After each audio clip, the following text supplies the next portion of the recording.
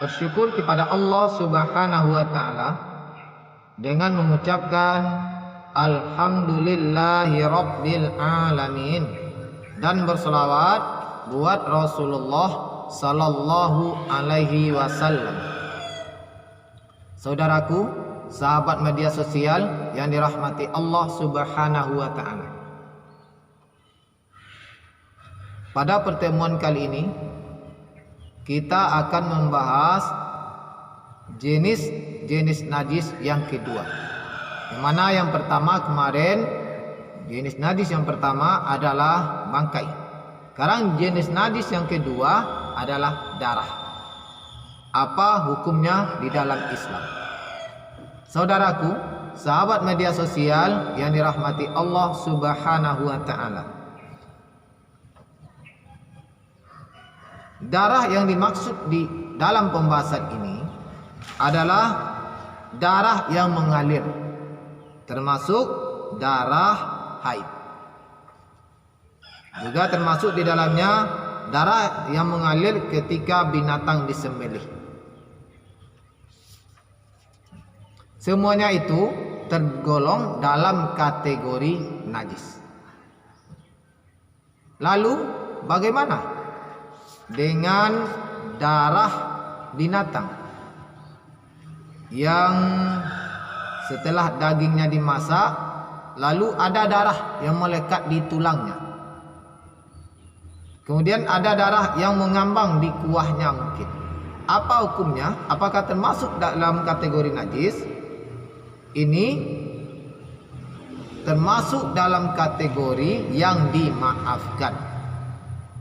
Kalau ada darah yang menempel, yang masih melekat pada daging yang telah dimasak atau pada tulang yang telah dimasak, kemudian atau ada darah yang mengambang di kuah masakan itu, maka ini termasuk dalam kategori yang dimaafkan dan bukanlah najis. Sebagaimana riwayat yang dikisahkan oleh Aisyah radhiyallahu anha, beliau menyampaikan bahwa kami memakan daging sedangkan darah mengambang di atas kuali. Jadi mereka para sahabat wanita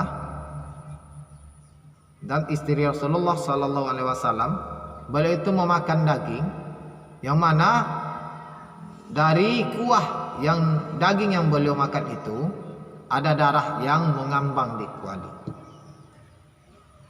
Kemudian bagaimana pula hukumnya dengan darah yang mengalir akibat luka dari seseorang? Misalkan tubuh kita ada luka, kemudian darahnya masih mengalir, kita mau sholat, apakah sholat kita batal?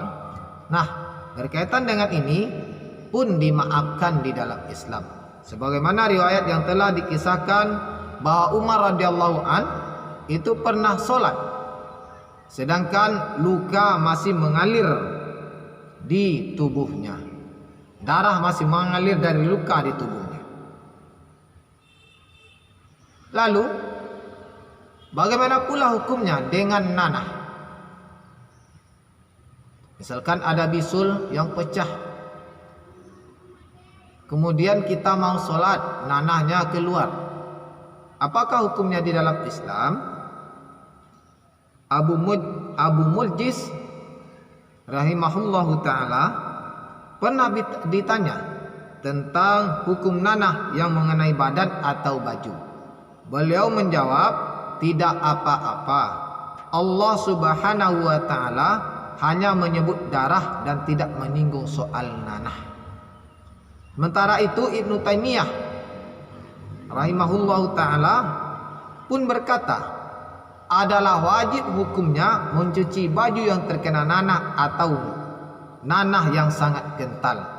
Apabila ada baju kita terkena nanah yang kental, kata Ibnu Taimiyah, maka wajib hukumnya untuk dicuci. Namun kata beliau, sungguh pun demikian, tidak ada dalil yang menyatakan bahwa semua itu najis.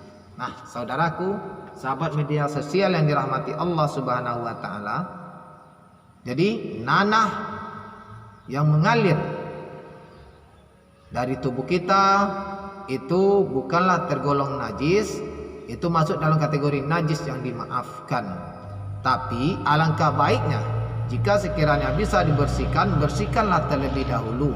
Tentu kita ingin solat menghadap Allah Subhanahu wa taala dalam keadaan yang lebih suci. Namun sekiranya jika waktu solat masuk, misalkan solat maghrib, bisul itu pecah, nanahnya keluar, apakah kita tidak solat? Jangan, tetapi kita tetap solat, bersihkan terlebih dahulu semampu kita tetap solat setelahnya, karena nanah termasuk sesuatu yang dimaafkan. Saudaraku, sahabat media sosial yang dirahmati Allah Subhanahu wa taala, mudah-mudahan bermanfaat, mudah-mudahan dapat menambah keimanan kita kepada Allah Subhanahu wa taala. Subhanakallahumma wa bihamdika asyhadu an la ilaha illa anta astaghfiruka wa atubu ilaik. Assalamualaikum warahmatullahi wabarakatuh.